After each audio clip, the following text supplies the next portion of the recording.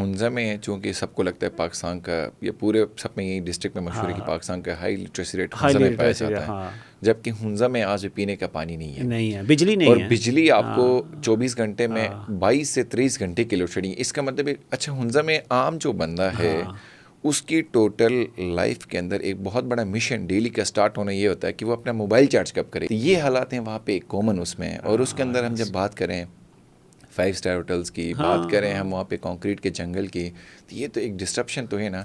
और मेरे ख्याल से टूरिज़म के अंदर सब अच्छा है, सब अच्छा दिखता है कि चक्कर में आम जो बंदा, इंडिजिनस जो कम्युनिटी वहाँ पे सफ़र हो रही है, हम उसको भूल गए हैं। तो इसके मेरे ख्याल से अभी कल मैं एक वीडियो देखता था, स्पेन में बार्सिलोना के अंदर जितने भी लोग हैं, स्पेन के और भी जगहों पे ये हुआ था, जितने जो टूरिस्ट पीक स्पॉट्स थे वहाँ पे, वहाँ के लोकल कम्युनिटी ने जाकर उन पे पानी फेंक दिया कि वो शाम को खाना खाते लोगों का आके स्पिटिंग किए बाकायदा, क्यों? इसीलिए कि उनको लोकल्स के लिए फ्लेट्स नहीं मिले थे, वहाँ के जो अपने लोग थे उनको राइट्स नहीं मिले थे।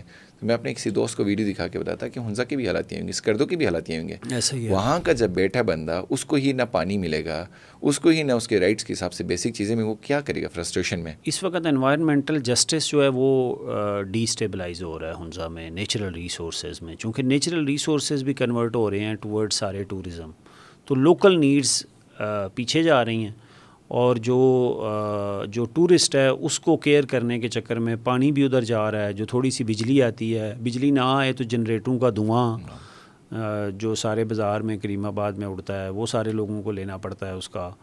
तो मतलब we need to have that mechanism कि जहाँ पे आप इतने ज़्यादा रेस्टोरेंट्स भी, इतने ज़्यादा होटल भी ना हों, कल्चरली जो है वो सेंसिटिव हों, चीज़ों का कल्चरली एक्सपोजर भी हो। तो उन सब के साथ साथ मैं ये समझता हूँ कि जीबी के अंदर एक तो ये चाहिए, थोड़ी सी हमें सस्टेनेबिलिटी की तरफ जाना होगा।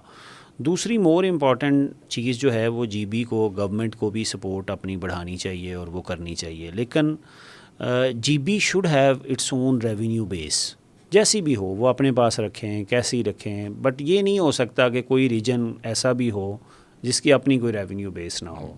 थोड़ी बाकी भी पाकिस्तान में रेवेन्यूज़ वाले कुछ नहीं कर रहे, सूबे भी प्रॉपर्टी टैक्स में भी थोड़ी थोड़ी। अब मसलन इमेजिन करें आप कि अभी इधर से लाहौर से एक बंदा उठता है, जाके वहाँ शिगर में उसने जो है ना वो ज़मीन ख़रीद ली है, उसने 8-10 करोड़ किसी को पे किया है।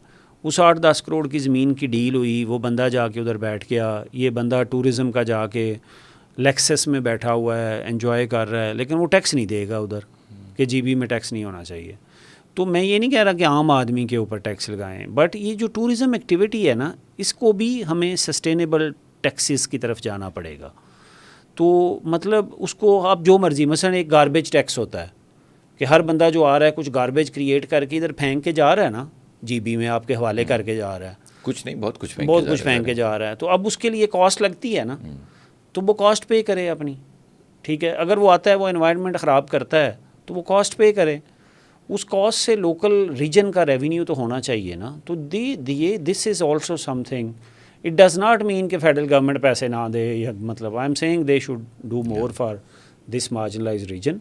लेकिन एजुकेशन पे भी ज़्यादा इन्वेस्ट करना चाहिए। हेल्थ बहुत डिटीरिएटेड है, हेल्थ की फैसिलिटीज़ जो हैं वो जीबी में मेरा ख्याल है सबसे कम जिस पे बात होती है वो हेल्थ फैसिलिटीज़ हैं। और मैं ना अक्सर इस्लामाबाद में ना लोग, मैं आपको बताता हूँ ना, जीबी के बारे में अवेयरनेस बहुत कम है, तो थोड़ा जीबी वालों को भी एफ़र्ट ये करनी चाहिए अब के लोगों को टूरिज़म की बजाय, सिर्फ हुंज़ा की बातें बताने की बजाय, कहानियाँ सुनाने की बजाय असल जीबी भी बताएं ना लोगों को। अब असल जीबी ये है कि यहाँ पढ़े लिखे लोग इस्लामाबाद में गवर्नमेंट में काम करते हुए प्रोफेसर, इस तरह के लोग, कभी जब उनसे बात हो ना जीबी में, तो वो कहते हैं जीबी में क्या काम, तो वहाँ तो सारा कुछ वैसे ही ठीक है। मैंने कहा कैसे ठीक है? वहाँ आगा खान ने सारा जीबी ठीक किया हुआ है, AKDN ने।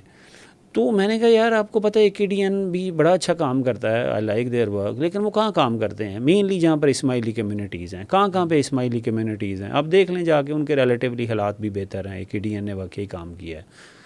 बाकी सारा जीबी क्या है? And even if AKDN is doing, AKDN is not doing everything in that reason.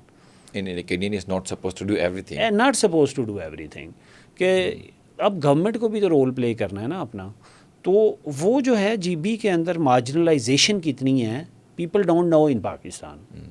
उनको पता है जीबी वाले बहुत अच्छे, अमीर, टूरिज़म का पैसा है, खुबानियाँ नवाज खाते हैं। हैं, मेहमान नवाज हैं, पैसे भी चार्ज नहीं करते जो है ना, खाना खिलाते हैं, चाय पिलाते हैं। और अक्सर रेस्टोरेंट वाले, आपको पता है वो करीमाबाद वालों ने ऐसा इंप्रेशन दिया हुआ है, गाते हुए कहते हैं ये ड्राई फ्रूट खा लें और पैसे भी ना दें तो वो लोगों को पता है कि वहाँ सब बड़ा अच्छा चल रहा है। तो मार्जिनलाइजेशन का पता नहीं है, and marginalisation is very very deep rooted. और अभी उसके नतीजे में यूथ जो है उसमें फ्रस्ट्रेशन बहुत बढ़ रही है, स्किल्स की भी नहीं है, अपॉर्चुनिटीज़ भी नहीं है। और मेरा ख्याल है कि काफ़ी हद तक जो है वो नारकोटिक्स की भी जो प्रेवलेंस है वो जीबी में रेशो बढ़ रही है ये, तो that's a matter of worry.